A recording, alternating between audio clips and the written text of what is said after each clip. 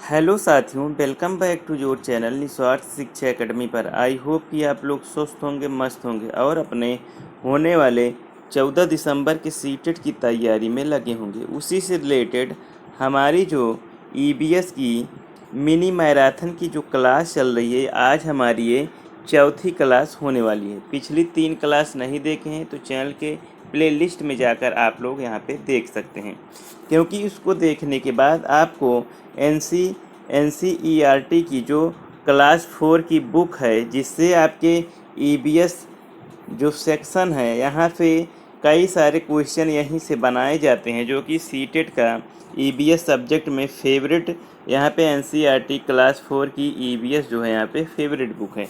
तो यहाँ से क्वेश्चन यहाँ पे सीटेट के द्वारा बनाया जाता है।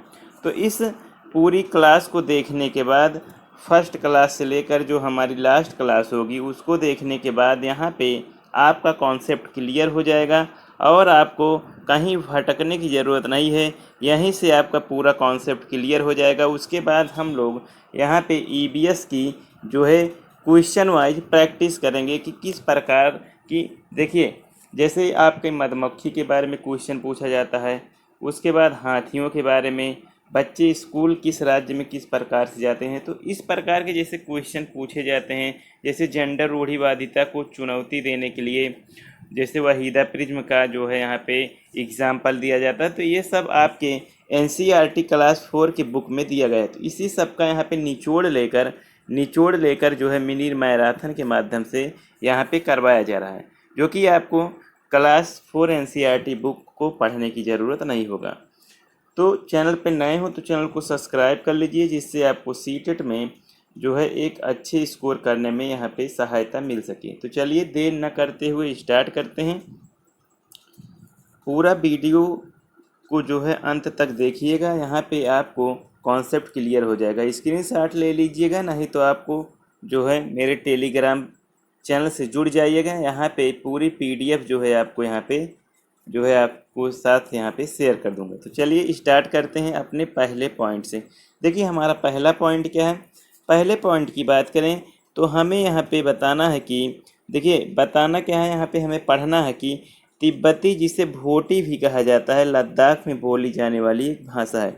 देखिए आपको सीटेट किस प्रकार के क्वेश्चन पूछते हैं, जैसे आपको यहाँ पे पूछ लीजिए, यहाँ पे आपसे पूछ लिया जाता है कि तिब्बती, जिसे हम भोटी कहते हैं, वो तिब्बत में क्या है। तो भोटी जो है ये तिब्बत में लद्दाख में बोली जाने वाली एक भाषा है। तो इसको हम लोग यहाँ पे जानते हुए चलेंगे। अब देखिए भोटी भाषा में माँ को क्या कहते हैं। देखिए भोटी भाषा में माँ को अम्मा ले कहते हैं। देखिए भोटी भाषा में माँ को अम्मा ले कहते हैं। और भोटी भाषा में पिता को बात करें तो पिता को यहाँ पे अब्बा ले के नाम से जाना जाता है। तो इस प्रकार के यहाँ पे क्वेश्चन पूछ सकते हैं कि भोटी भाषा में माँ को क्या कहते हैं तो अम्मा ले, और भोटी भाषा में पिता को क्या कहते हैं तो अब्बा ले। इस प्रकार के क्वेश्चन आपके सीटेट में यहाँ पे देखने को मिलते हैं। चलिए आगे बात करते हैं। हमारा अगला पॉइंट हो जाएगा रेशम के कीड़ों के बारे में। देखिए रेशम के कीड़ों की बात करें तो रेशम का जो कीड़ा होता है वो अपनी मादा कीड़ा को उसकी गंध से कई किलोमीटर दूर से यहाँ पे ढूंढ सकता है, क्योंकि साथियों उसमें एक शक्ति होती है।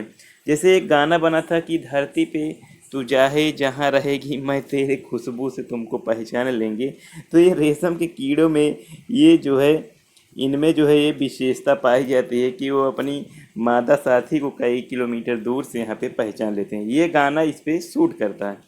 चलिए अब हम अगला पॉइंट चींटियों के बारे में देखते हैं। चींटियों के बारे में, चींटियाँ चलते समय ज़मीन पर कुछ ऐसे पदार्थ छोड़ती है जिससे सूंघ कर पीछे आने वाली चींटियों को रास्ता मिल जाता है। देखिए एक प्रकार की स्मेल या गंध छोड़ते हुए जो है कोई रासायनिक पदार्थ होता है, उसको पीछे छोड़ते हुए चलती हैं, और जिसे पीछे वाली चींटी जो है सूंघ कर उसको एक लाइन से यहाँ पे देखने को मिलते हैं। क्योंकि आप लोगों ने अपने घरों में देखा होगा कि चींटियाँ जो हैं लाइन से ही चलती हैं, इसीलिए क्योंकि आगे वाली चींटी जो है पीछे एक गंध छोड़ते हुए चलती है, ताकि ये जो है अपना रास्ता न भटके। अब आगे बात करते हैं हम मच्छरों के बारे में। देखिए सर्दी का मौसम है तो मच्छर भी खूब लग रहे हैं। तो यहाँ पे मच्छरों के बारे में आपसे क्वेश्चन सीटेड में पूछा जाता है। देखिए, मच्छर हमारे शरीर की गंध, खासकर पैर के तलवे, देखिए पैर के तलवे और हमारे शरीर की गर्मी से हमें यहाँ पे ढूंढ लेते हैं। देखिए, मच्छर में ये विशेषता पाई जाती है कि वे हमारे पैरों के तलवे से और हमारे शरीर की गर्मी से जो है हमें जो है ढूंढ लेते हैं और हमें यहाँ पे नुकसान पहुँचाते हैं। जैसे मलेरिया और डेंगू जैसे रोग यहाँ पे देखने को मिलते हैं। आगे बढ़ते हैं। अगला पॉइंट है कि सड़कों पर कुत्तों की भी अपनी जगह बटी होती है। देखिए, सड़कों पर जो कुत्ते होते हैं उनकी जो है अपनी अपनी जगह जो है ये बटी होती है। नेक्स्ट पॉइंट बात करते हैं कि कुत्तों की विशेषता क्या है। देखिए, कुत्तों की बात करें तो एक कुत्ता दूसरे कुत्ते के मल मूत्र की गंध से जान लेता है कि उसके इलाके में बाहर का कुत्ता आया था। देखिए, कुत्ते की ये विशेषता है कि कुत्ता जो है यदि उसके क्षेत्र में या उसके जो है उसके घर में या उसके एरिया में जब कोई दूसरा कुत्ता आता है मल मूत्र से, वो जो है एक इंडिकेशन करता है, तो वो दूसरा कुत्ता उसको जो है पहचान लेता है कि हमारे एरिया में कोई दूसरा कुत्ता आया था। अगला पॉइंट की बात करते हैं। अगले पॉइंट है कि जैसे हमने इतने सारे रंग दिखाई देते हैं उतने रंग जानवरों को दिखाई नहीं देते। देखिए, आमतौर पर देखा जाए कि जो हमें ढेर सारे कलर दिखाई देते हैं लेकिन जानवरों को ऐसे कलर नहीं दिखाई देते हैं।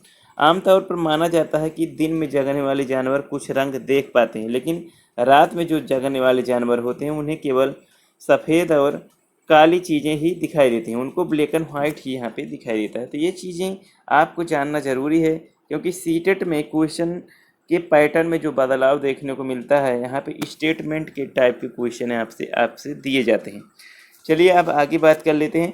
सांप के बाहरी कान नहीं होते हैं, ज़मीन पर जो है हुए कंपन को वह महसूस कर पाते हैं। देखिए, जो हमारे गांव में सपेरा आते हैं जो कि बीन बजाते हैं, और कुछ लोग कहते हैं कि बीन के बजने से जो उनको ध्वनि होती है उनके कंपन से जो है वो महसूस करते हैं और इधर उधर डांस टाइप का करते हैं। तो ये चीज़ें उनके लेकिन कान नहीं होता, वो कंपन से यहाँ पे अपने आप को महसूस करते हैं। जंगल में ऊंचे पेड़ पर बैठा लंगूर पास आती मुसीबत जैसे शेर चीता को देखकर एक खास आवाज़ निकालकर अपने साथियों को यहाँ पे संदेश देता है। अगला पॉइंट है कि कुछ पक्षी अलग अलग खतरों के लिए अलग अलग आवाज़ें यहाँ पे निकालते हैं। नेक्स्ट पॉइंट है, जैसे उड़कर आने वाले दुश्मन के लिए एक तरह की आवाज़ और ज़मीन पर चलकर आने वाले जो है जानवर के लिए दूसरी तरह के। देखिए, जो पक्षी होते हैं अगर उनके दुश्मन जो है चल कर आ रहे हैं तो उनकी तरह दूसरी तरह की आवाज़ निकालते हैं, और अगर वो आवाज़ जो है उड़ कर आ रहे हैं, देखिए चल कर आ रहे हैं तो दूसरे प्रकार की आवाज़ निकालते हैं, और उड़ कर आ रहे हैं तो दूसरे प्रकार की। यहाँ पे आपको जानना ज़रूरी है। अब हम अगला पॉइंट बात कर लेते हैं।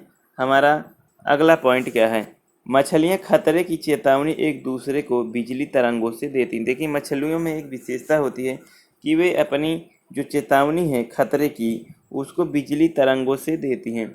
नेक्स्ट पॉइंट है कि कुछ जानवर तूफान या भूकंप आने से कुछ समय पहले अजीब हरकतें करने लगते हैं।